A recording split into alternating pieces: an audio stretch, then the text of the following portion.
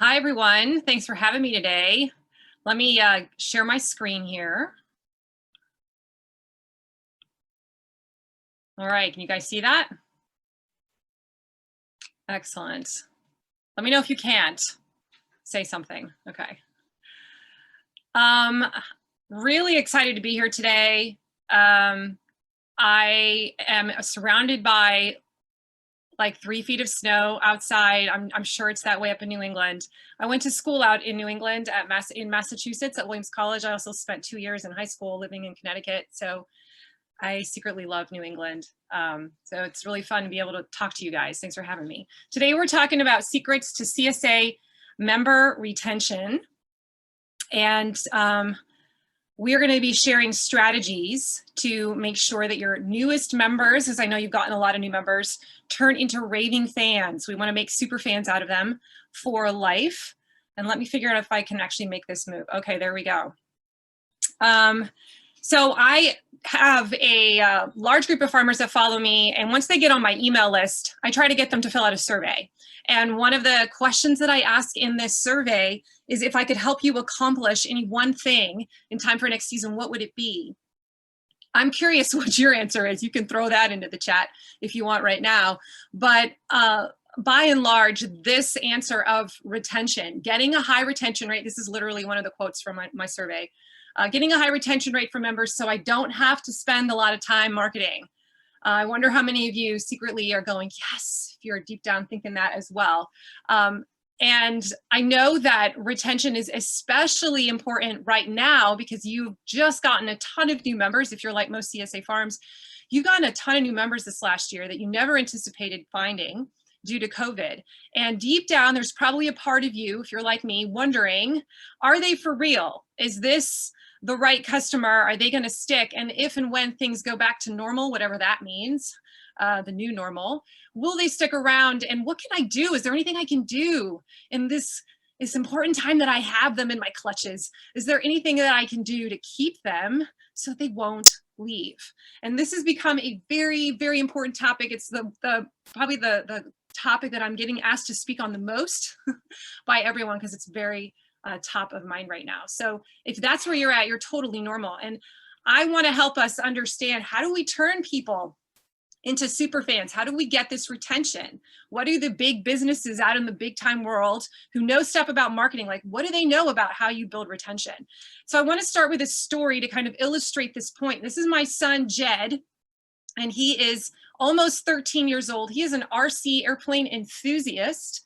He is also super mechanically minded. He's one of those kids that's been making Lego things way beyond his years. Like he's making things that probably a 25-year-old person could be making with Legos. He's finally, thank God, graduated to RC airplanes because it's a little bit cheaper. He's been following these guys on YouTube called Flight Test. And these are a couple of guys that build RC airplanes out of foam board, all right? He watches these guys voraciously.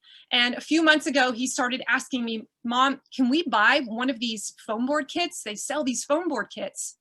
And then I can make one and I can fly it around like these guys on Flight Test.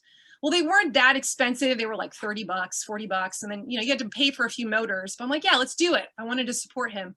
So we bought these things. It came in the mail. Like a few days later, he like ravenously opens the box, puts it together. He's watching the DVD, or excuse me, the videos on YouTube to show how to put it together. And he gets outside and he, launches it into the air and it flies. And he's like using his transmitter and he's just like in seventh heaven. And so, eventually it crashes and it breaks. And guess what? He has to buy another one. So he comes to me and he's like, Mom, I want to get another kit. And I'm like, all right, let's do it. We can do it. And this cycle continued again and again and again, probably like 3 times until I got smart and realized he should start paying for these, not me. But the moral of this story is that he is a junkie now. He is way into Flight Test. He is a buyer. Like every 4 weeks, we are buying something else. And this company has successfully retained us as a customer. And so I want to ask myself, as I'm preparing these slides, I'm like, man, what is driving our retention? Now, I know this isn't farming. Don't worry, we're going to get there. But like, this applies to any business, okay? Every business is trying to get their customers to come back again and again. This is where you make your money, okay? So what is driving my retention? And if we can understand that, then our businesses become strong and resilient because we know we have a way to keep making profits. So we are going to be talking all about how to create superfan status in our members, and we're going to share lots of different ideas. So here's what you're going to discover in this presentation today. Number one, why customer retention is important. We won't spend too much time on that, but we do need to cover it. That customer retention doesn't just happen. You really do need to build some systems, and we'll give some examples of what that looks like. We're going to talk about there's so many I could have picked, but I had to laser beam on four key customer retention management strategies. Lots of examples, don't worry. And we're also going to talk about something called the excite phase, why you must build a system around the excite phase. I really want you to understand what the excite phase is by the end of this presentation, because it's kind of the key to understanding why retention happens in businesses. All right, so this is a quote from HubSpot, but I think it's spot on. Once you've created a great product, and I'm going to assume that you have a great product, and you have identified your target market, company growth can take off. And here's what I want you to read. And it's important to dedicate just as many resources to retaining existing customers as you are to selling to new customers. And I want to ask you that question right now. Maybe you can even tell me in the chat, like, are you spending more money on customer acquisition, getting new customers, when you think about marketing and how much time and money you spend? Are you spending more time on customer acquisition or more time on retention, or is it about the same? I would be curious to see what that is, and just put your answer in the chat right now. And Michelle, you can kind of take a look at that and let us know what people are saying, because I have a feeling that one of them is probably winning the day. So I'm going to wait like 20, maybe 5-10 seconds and see, Michelle, what is the overwhelming? Is there an overwhelming? Everyone is being very shy. No one is saying anything. All right. That I can see. I'm going to give you a pass. That's fine. Maybe you don't know. Maybe you don't know. Okay, well, that's an interesting. We have one vote for retaining. What was that? One vote for retaining. For retaining. Oh, good. Good. Well, usually what I see farms do is that they don't spend a lot of time or resources or money on this section on taking care of the customer. They spend way more time on constantly worrying about acquisition. And we really want it to be, even if I would even argue perhaps more on retention, that we want to spend more of our money and time resources on retention. Let me stop for just a minute and quickly introduce myself. My name is Corinna. I got a really great introduction, by the way. Thanks, Michelle. That was awesome. But I do have a CSA farm. We've been farming for 13 years in Elmore, Ohio, which is south of Toledo. Our farm's called Shared Legacy Farms. It is a CSA. I would say about 80% of our income comes from the CSA. So we are a CSA farm. We started out with 12 members in 2008 and doubled in size every year until we got to a point where we could finally become full-time farmers. That was at about 400 for us. And everything changed about 3 or 4 years ago when I started to study marketing. Before that, I had zero clue. I was a struggling farmer. We did not know what we were doing. We could not find new customers. We could not keep them. And I was sick of it. And I started to research marketing. I started to apply some of the principles I was learning. And we jumped from a like 55, 60% retention to 80, like upper 70s, lower 80s in like one season. It was insane. And that's when I knew I was onto something. Now I'm super passionate about teaching other farmers like you guys, kind of my journey. I feel like I share my journey and share the principles of marketing along the way. So I have a podcast. I'll talk about it on the final slide. But I also have a Facebook group where I teach farmers like you guys how to get better at this whole marketing thing. So that's my gig. So I feel like the average CSA retention rate for farmers, typically the number that's thrown around, Simon Huntley is the one who did a lot of research on this many years ago. Anecdotally, or through his research, that was around 50%. I feel like it's 50 to 55%. If that's where you were, and I know this is like a COVID year, so it's a little bit weird, but pre-COVID, kind of curious where your retention rate was. If you want to share that in the chat, if you feel comfortable doing so, it would be interesting to see. I feel like a good CSA retention rate, something that you should try to aim for is anywhere in the 70s. I feel like if you can get there, like that's pretty good. You should feel good about that. we slowly creep up like 1 or 2% every year. But when I hit 70, I felt like, okay, I saw a major lowering of my anxiety level because it wasn't as difficult for me to replace 30% of people as it was 50. Like I could manage that. So I just wanted to kind of, sometimes people ask me like, what's the number I should even shoot for? But we want to ask this question, like, why should we even be focusing on customer retention in the first place? And there's a lot of really good reasons for this. Number one is it's going to increase your ROI like a ton. This is just a statistic that blows me away. A 5% increase in your customer retention can increase your revenue by 25 to 95%. That's a really big spread. I feel like I want them to land somewhere in the middle, but this was true for us when we started to see a higher retention. What we noticed is that those people that stuck around became more and more super fans, and they started to buy more and more things from us. So we saw our average customer value increase significantly. The reason for this is I want to kind of share this particular slide with you. This is something called the customer value journey. I don't have time to go into the whole spiel, but I want to try and explain to you, this is a framework that a lot of businesses are aware of, that customers go on a journey through your brand. So whether you're any industry, like this is true.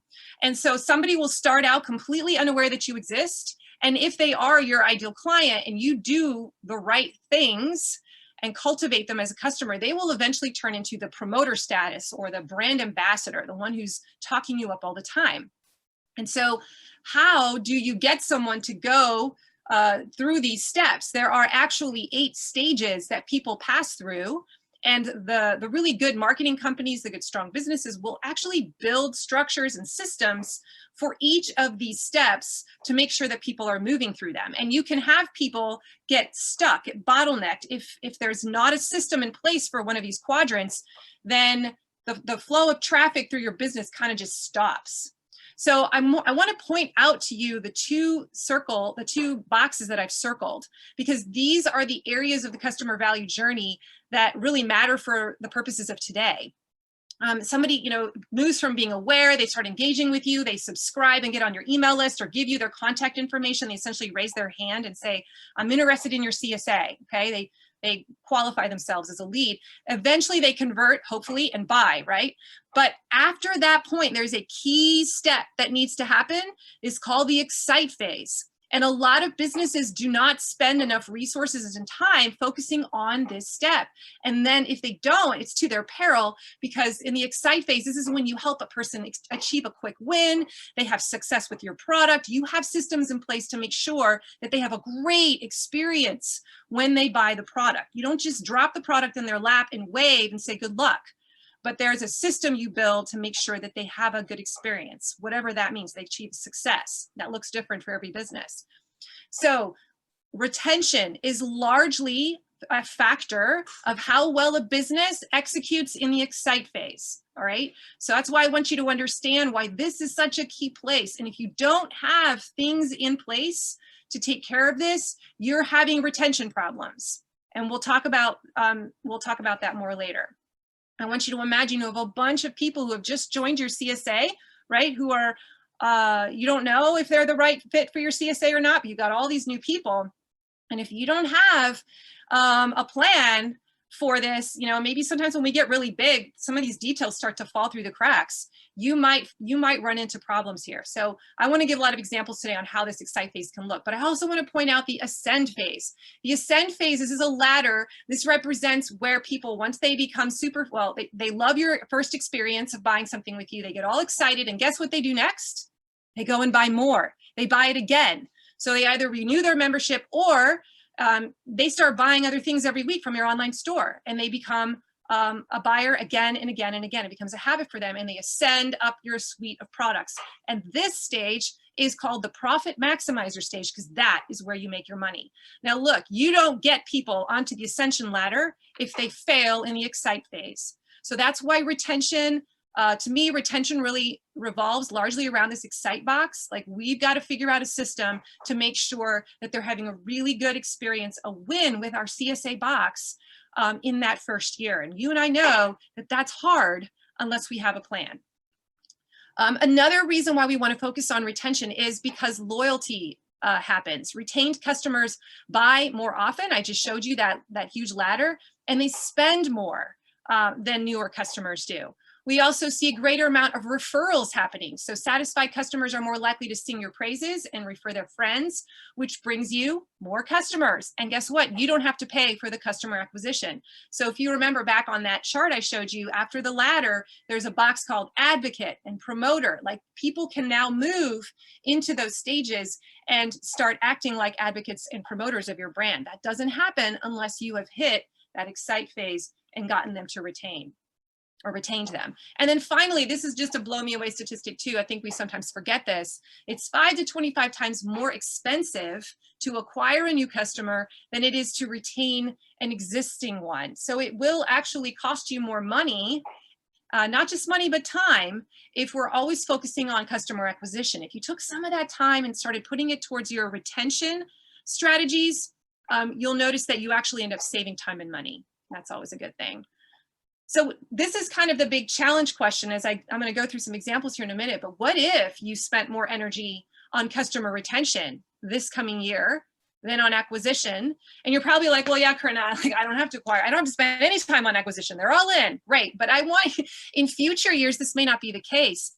And I want you to take this time this year to do a really good job of building those systems of retention so that in future years, they're there, they're built, and it'll work for you like a machine. So let's talk about what some of those strategies might look like. And before I share that first strategy, I wanted to make sure I said this. I'm going to assume that you have a great product, okay? Because there is no little fast retention strategy that I can share here that can rescue a bad CSA box. Like, if you don't have a quality box, it's a good, consistent experience and a good value, the value that you said it would be, you're going to have some problems. And there's not a lot that these things that I'm about to share with you can do to combat that. So I'm just going to put that out there and make sure you have a good CSA box. The first strategy that I want to talk about is actually a proactive one. This may not apply to you this year, especially if you've already sold out. But for future years, this is so, so huge. And if you follow me, you'll hear me talk about this and beat this drum a lot. You need to identify and attract your ideal customer. And this, I'm a big believer in this, that not everyone should be in a CSA. Not everyone will succeed with a CSA. There's a very unique kind of client who's going to love this product. And so, and even within CSA systems, there are different kinds of CSA types. Like, we run a traditional CSA, but there's a farm in Toledo, another CSA farm. They use Harvey, so they have a customizable share. They attract a slightly different kind of person than I do as a member. And so I want you to realize that not everyone is going to love CSA, so we should not be speaking to everyone the same. We're not trying to convince the entire world to become CSA members. We really need to figure out who is my ideal client and then try to attract that person. So that means we got to do some customer research.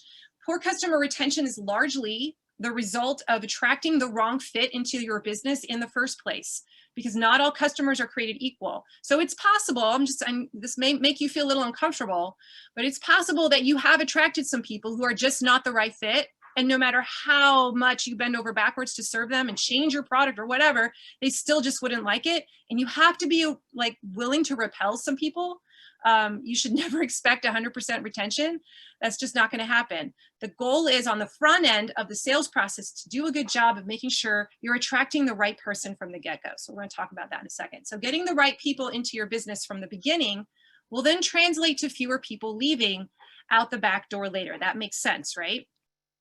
So here's an example. I have two different customers. Here's Steph on the left, June on the right. These are both CSA members. But one of them is quote unquote better, in my eyes, more valuable than the others as a client.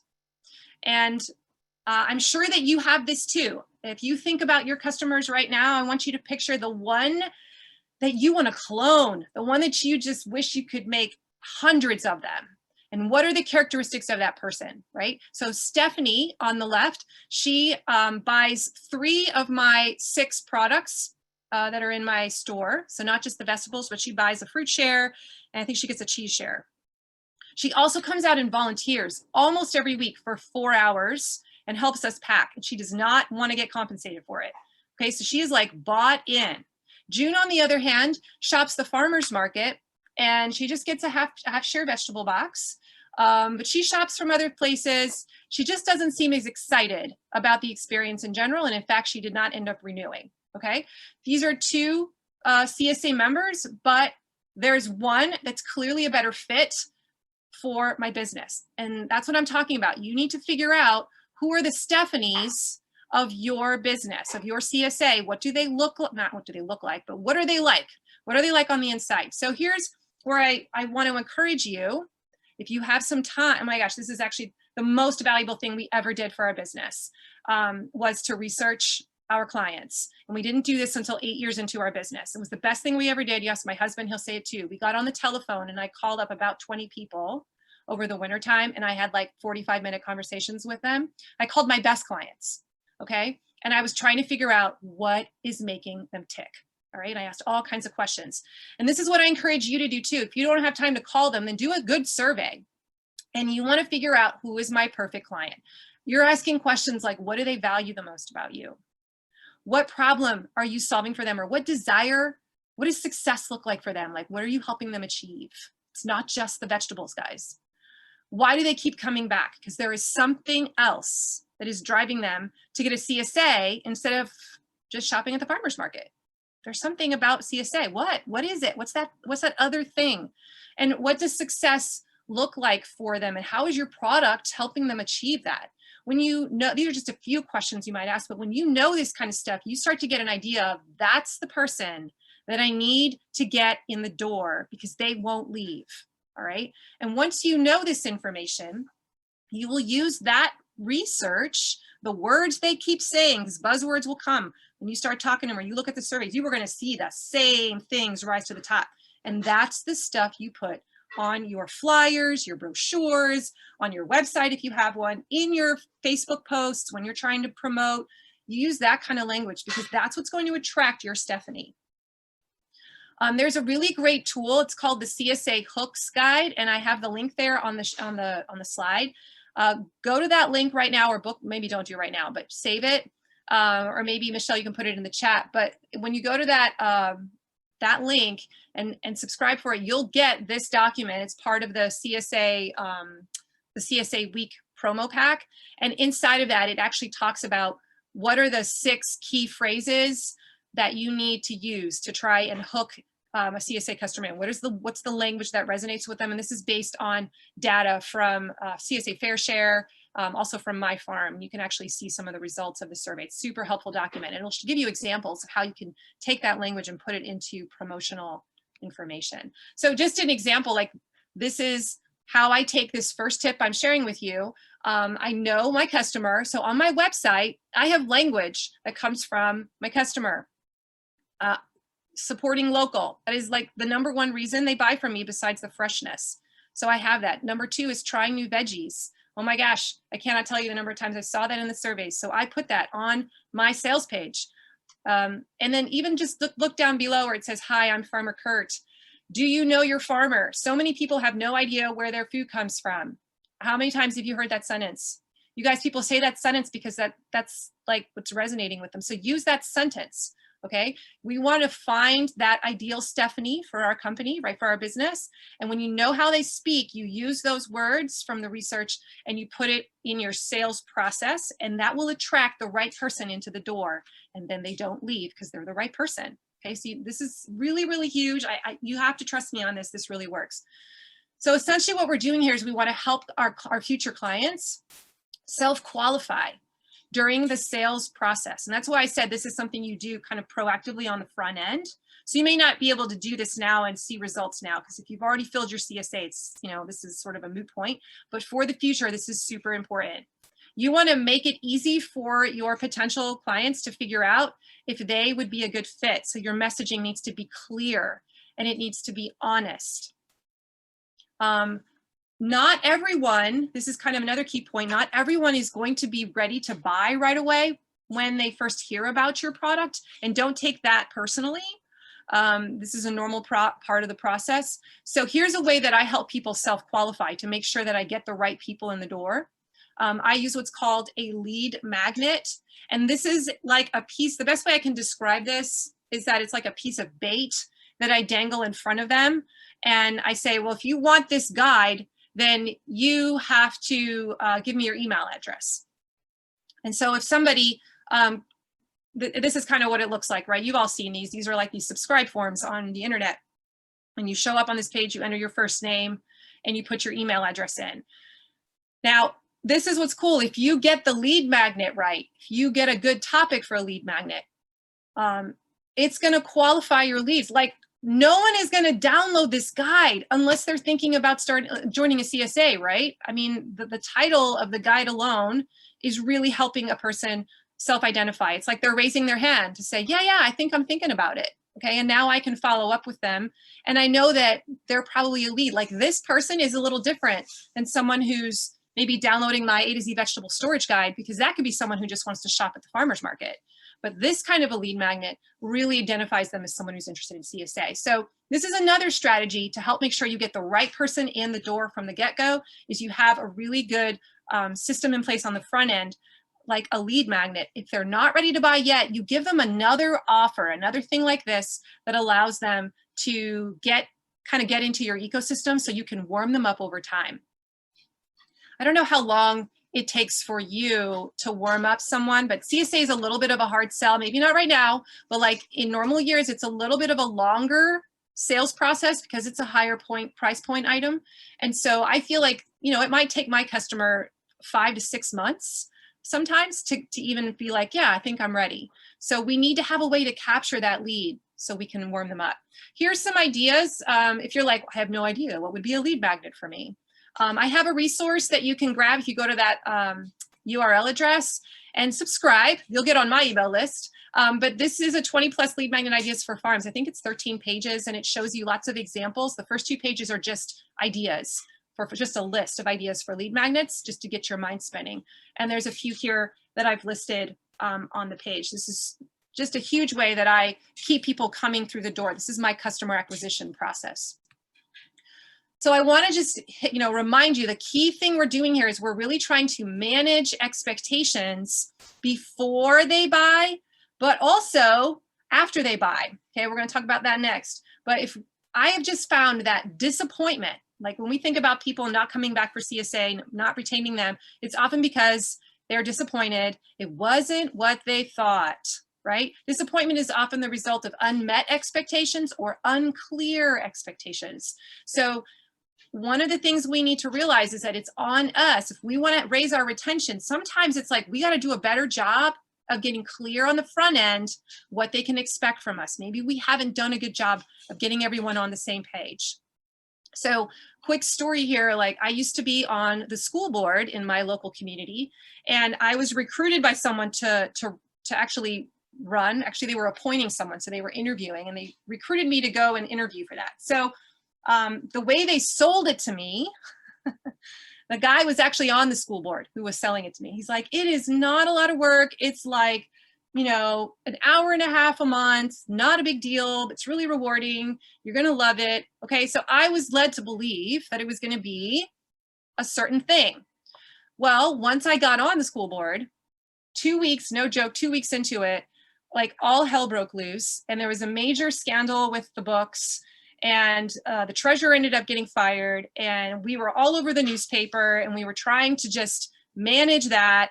And now all of a sudden, everybody's trying to figure out how to read school budgets and look like we know what we're doing. It was a mess. And I remember thinking, yeah, this is not fun. And I felt misled. I felt like you told me this was going to be easy. And I was frustrated, and I didn't want to do it anymore. And I didn't. After my first term, I was done. I didn't go back. I made the best of it, but it was not what people had told me it was going to be. And this is how some of our farm CSA members feel sometimes. Like they feel like, hey, this isn't what I thought it was going to be. And when that happens, we need to ask ourselves, okay, was that partly my fault? Like, did I do a good enough job managing the expectations on the front end and being really clear about how things work? So this is what I want to challenge you with here on this point. Like, we really need to get a lot better about communicating our expectations about what the CSA experience is and isn't on our sales, in our sales page, on our sales process. So if you do a lot of your sales face-to-face, then you got to figure out those key talking points. If you do a lot of it through a flyer or through Facebook or through your website, just figure out what are the key things you need to message. Here are some suggestions. You know what the problem points are for the people that leave. Hopefully you figured that out by doing surveys. That's often something that many farmers do know. So what are those issues that keep coming up? And bring those up before people buy. Like if it's not something you can fix, then talk about it so people know going in, hey, this is how we roll. Like we're not a customizable CSA. Like you get what you get. Like if I feel like I say that all the time because this has been, you know, a point that causes contention with people. Make sure you're clear about what is actually included in your offer. The biggest thing there I often see is like not being clear about how much product is going to be showing up, like what's the value of the box supposed to be and the volume of the box. So this could be like frequency, delivery details, other frequently asked questions. Like just make sure you've covered it all before they press the buy now button. How long does it take to see success as a CSA member? Tell them this. You know what? I think a lot of people think that, oh my gosh, I'm supposed to be amazing at this, like right away, and just start shopping and love this experience. And I actually tell people in the buying process before they buy, I'm like, hey man, it takes people like 2 years to feel like they got this down. So you're going to have the first year, you're going to hit a wall. And I want to be honest with you about that. Are you ready to push through the wall? Like I coach people through that. Again, because I just feel it's important to set those expectations. That weeds people out, right, before they ever buy. Then they're not going out the back door later. And then also, how are you going to support them? So what is your communication like? Do you have a support process? What do you do to help people through the obstacles that will come? Okay, so kind of think through those questions. I also recommend that you use your frequently asked questions section of your website. If you don't have one, make one. Make a page of FAQs, figure out what are the top 5 questions, put them on there. These are actually on the homepage of my website because the homepage functions as the sales page for my CSA, since that's predominantly how we make our money. So this just sits right near the bottom, and I want people to actually find these and ask these. Again, hopefully they won't ask them later, right? They're going to ask them before they buy, and that'll help them decide if they want to do it or not. Then keep reviewing those expectations after they buy. This is also really important. We don't just manage expectations on the front end, but we're doing it after they purchased, before the season starts, and then during the season itself. So you could have a Facebook, if you have a Facebook group, we'll talk about that in a minute, but I have a Facebook group. We have like an orientation period, then the week or 2 before we officially start, where we're dropping little nuggets and reminders of things that we want them to know. So there's sort of a short list of things that we make sure we review with them. You could have an email onboarding sequence that triggers like 2 weeks before you start, where you've just got like, I don't know, 3 emails that go out, 4 emails, and each one has a really key thing you want to reiterate.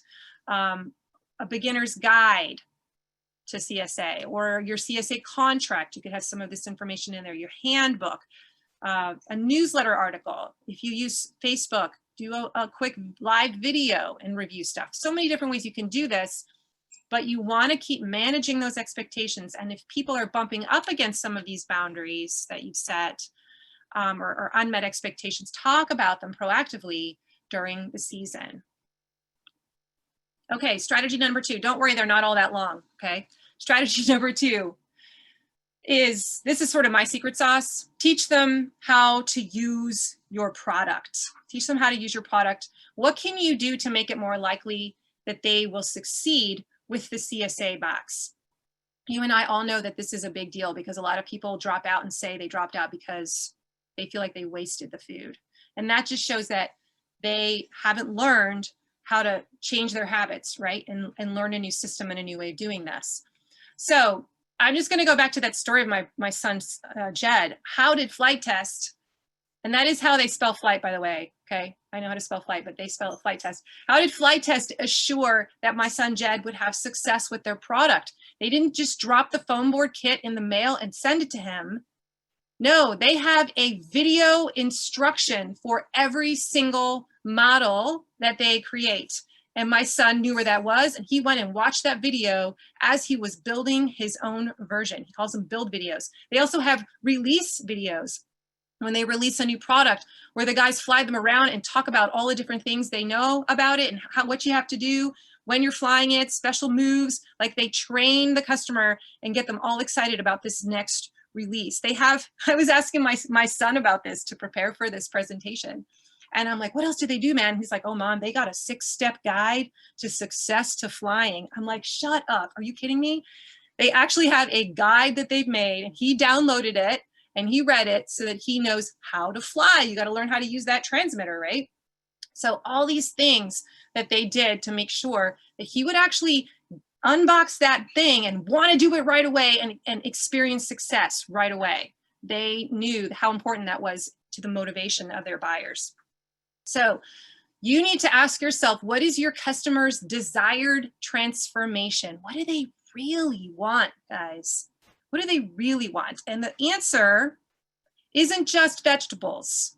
Oh, I want fresh food. Yes, that is one of the answers.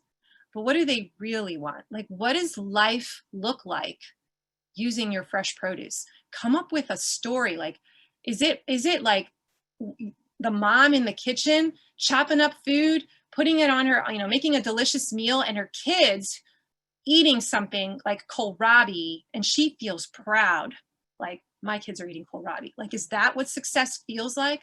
You need to know what those stories are, because when you know that, then you can help craft the experience to make sure that that happens. You can give that training to make sure that they have that experience. So here's just a post from my Facebook group. This is Sarah. And she wrote, this was back in 2019. She was new that year, and she said, Carrot Top hummus, so good. Who am I? Look at this language. Who am I that I made hummus from carrot tops? This is the best CSA ever, with all of the support, guidance, and ideas. I used everything in my first box last week. Okay. She's like bragging about that. You can tell that that for her is like one of her success measurements, right? And the fact that she didn't even waste the tops of her carrots, that she used everything, she felt like a ninja. Okay. And so that helps me understand this is what I need to help my customers experience. I need to give them quick wins like this to keep them motivated to have these positive experiences of my brand. So we want to create a simple, you guys don't make this complicated, a simple roadmap curriculum to get them to success. And then we just build a system around it to make sure it gets taught. Okay, now you do not have to go all out like I have with my curriculum. You can start with something very simple. So I'm just going to share some ideas, but don't think it has to be this crazy, okay? Some of the things that I can tell you right now people need to learn, you probably know some of this, maybe you're doing some of it. They need to learn how to store their vegetables, okay? Start there. Give them a guide. Give them a vegetable guide, storage guide if you don't have one, or put it in your newsletter. They need to know kitchen tools. Like, what are the key kitchen tools that are going to really make a difference and help them like shortcut their prep process?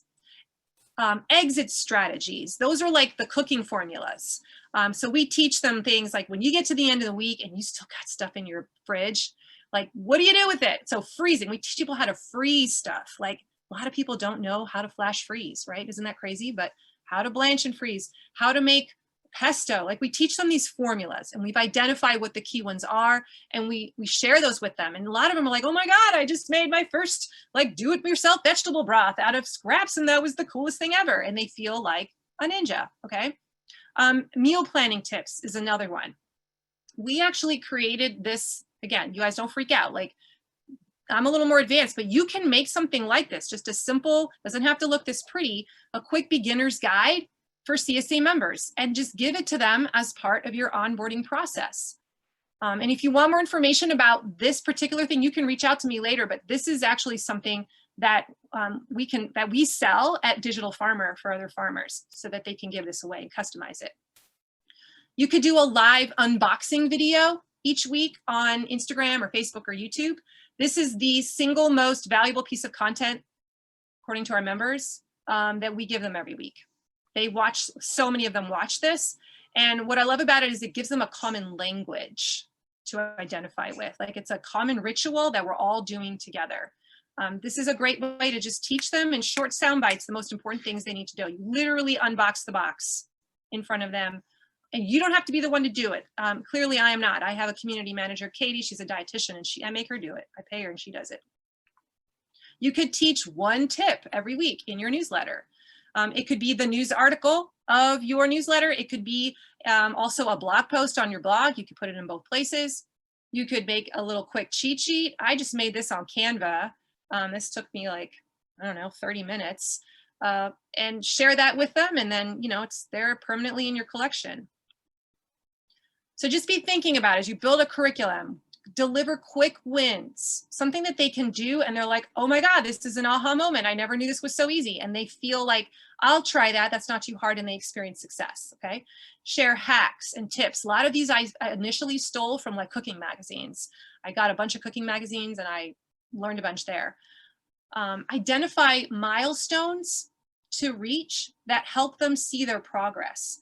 And this is something you do a little more, I think you can do this a little bit later, but I have now sort of identified the journey of my customer. And I think about, these are the major milestones I want them to reach. I want them to be able to do this and this and this and so forth. And then I coach them also through like what I call mindset blocks. So if they have a trouble, if they believe a certain myth about something, I try to break that and get them to believe something else. So bottom line is, you've got to empower your customers with the tools they need to succeed so they can help them. You want to help them help themselves, help them help themselves. All right. Again, don't feel like it has to be crazy. Just like, if your curriculum has 3 or 4 things in it, great. Just start somewhere, figure out what's the most important stuff and put a system around it. Okay, this third one, I almost didn't put this one in, but I really feel like this is super huge. Cultivate a community. Cultivate a community, because I really think that belonging, the spirit of belonging and affiliation, is what drives retention big time. It's almost like in Haslow's hierarchy of needs, if you study that sort of thing, like belonging and affiliation is one of the higher valued traits or needs, I should say. And so if you can actually get there and get your people to feel like they belong to a group of people and have a common identity, they feel locked into you. So how do we get people to feel like they're a part of something bigger than themselves? So I have a few strategies here that I'm going to talk through. I bet you guys are doing this already in some different ways. And if this is like hitting a nerve right now and you've got an idea, throw it in the chat so we can all learn from each other. How are you cultivating community? Like, we have a Facebook group for our CSA. I don't think this works for anything lower than like 100 members. I think Facebook groups are hard to pull off, but if you've got a larger CSA, this can be fantastic, because what happens is your members, the first year, you do a lot of the content creation and you're really pushing the load of like trying to get people to talk to each other. But after a while, they start to share recipes, they start to talk to each other, and they begin to connect, and they start to, you know, really feel like one giant organism. And I find that I really don't do a whole lot of posting in there anymore. I'm mostly just commenting. They are really driving the content, and they are inspiring each other with so many cool ideas. I mean, I call them my faculty. I have a group of probably like 10 faculty members now who are CSA members who are just so dang good at certain things.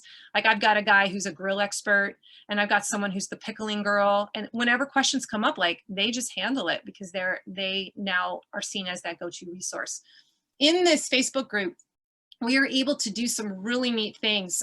So we have created challenges, contests. There's a few examples up here that you can see. Goodwill Campaigns, that Pay It Forward fund that I've circled. is one example of that, where we had some people that couldn't pay for their shares because of COVID back last spring.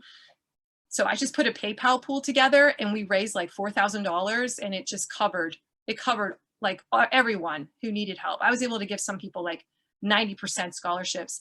And so I told everyone, oh my gosh, you guys, this is how much we raised. And everyone just felt awesome about themselves, right? Like it was this group success that we could all feel proud about.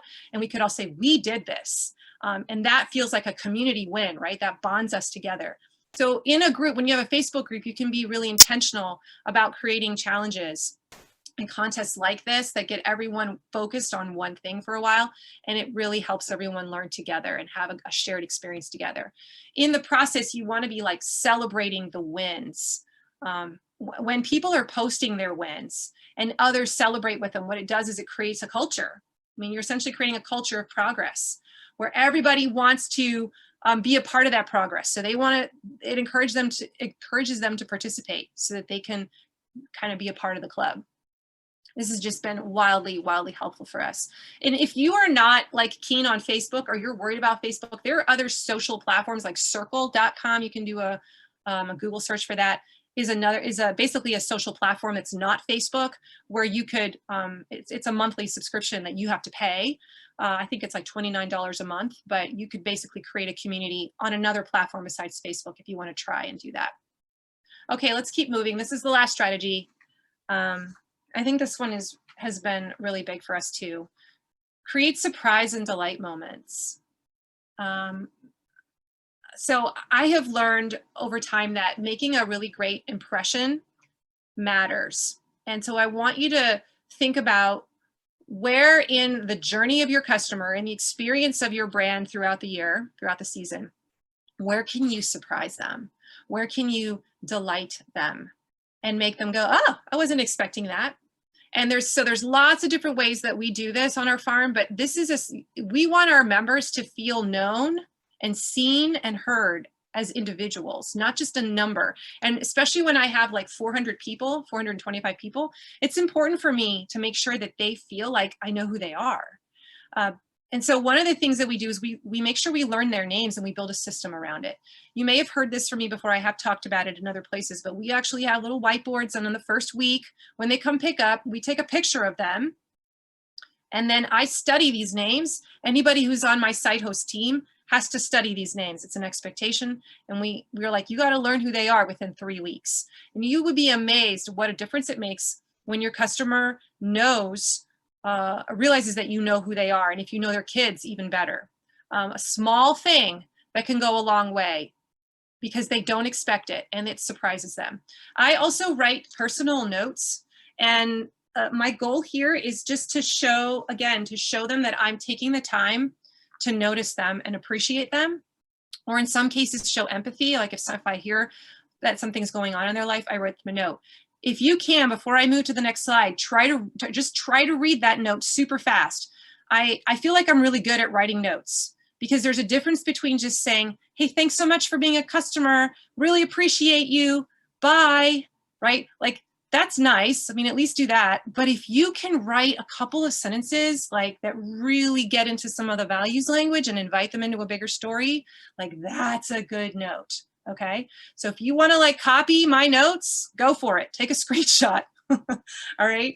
This is super, super powerful. And I actually systematize this. I write 5 a week, and I keep track of who I write them to so that everyone's getting this touch point at some point. 5 of my customers get a personal video. This might not be something you can do, but maybe you're like, oh, you can do that? Yeah, there's all kinds of tools that allow you to do this. It's like 2 minutes. I wave at a camera and I talk, and I just personally say something to them, and then I send it through email. This is a tool called BombBomb. There's also one called Bonjoro. You can use Loom, which is free, loom.com. You just send the link, and people open the email, click on the link, and see your smiling face talking to them. Send them gifts. So 5 customers a week get a gift with their CSA box. And I tell my site host when they deliver the gift, it's important the words that go with the gift. Don't just give them the gift, but make sure they know, hey, Farmer Kurt really appreciates how you XYZ this such and such, right? References something we know about them. And they wanted you to just know that they appreciate you as a customer. They're giving you some free ice cream this week. Okay, that customer now feels like, wow, awesome. Now here's an example of where, yes, I spend money. I'm spending money. This is coming out of my pocket. But let's talk about that earlier slide in this slide deck that says you need to be willing to spend resources on customer retention, because when you do, you don't end up having to spend them on acquisition. So yeah, I'll spend a little bit of money in my budget to take good care of my people so that they stick around. They end up, spending more money with me anyway. And then I'm coming to the end here. Give them fun activities that surprise them. So this is an example of the Wacky Carrot Contest. And again, I'm trying to get them to have fun. So when we get our customers to have fun together, that bonds them. And you know what? I have customers that talk about the favorite parts of their year. At the end of the year, I do like a CSA top 10 hashtag. And people talked about this. Like they remembered the Wacky Carrot Contest. And they talked about, it was so fun. They didn't mention the vegetables that they got in their box. I mean, they did, but like they talked about this kind of stuff. These are positive memories. And so we want to try and do these surprise and delight moments, because it's just like, wow, what you delivered to me wasn't just a box of vegetables. I had so much more value come out of that. Every now and then I'm able to deliver what I call A+ service to a certain member. I can't do this for everyone, but this is a customer who has been with me a long time. She posted in my group that she had just bought a ton of tomatoes for canning. She'd never canned. She thought she could do it herself, and they all spoiled. I think she spent like $80 on canning tomatoes. I felt really bad for her. So I wrote in the group, I was like, Melanie, you're coming over to my house tomorrow or the next day, and I'm going to teach you how to can. We're going to do a canning session.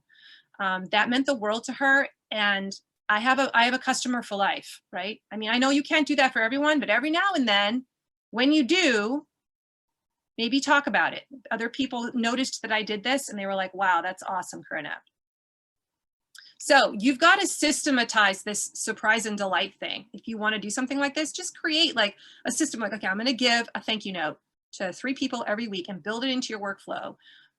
Or I'm going to do a really cool vegetable that's like a new variety to like whack everyone out. And we're going to do that on this week, and this week. And you put that in the plan because you know that your customers really love variety. Okay, whatever it is, you got to put it into a system or it just isn't going to happen. So my big challenge to you as I wrap up here is, what if you spent more energy on customer retention than on acquisition this year? What if you spent some time thinking about a very specific strategy that you could create to keep that customer here? I just gave you a ton of them. There's like way more I didn't have time to share, but just pick one. Maybe just start with one thing and go from there. This is going to make a huge, huge difference if you do. So that's it. I'm wrapping that up. If you want to follow me to learn more marketing tips, I want to just commend to you my Digital Farmer podcast and my marketing discussion group on Facebook. Would love to have you join us there to continue the conversation.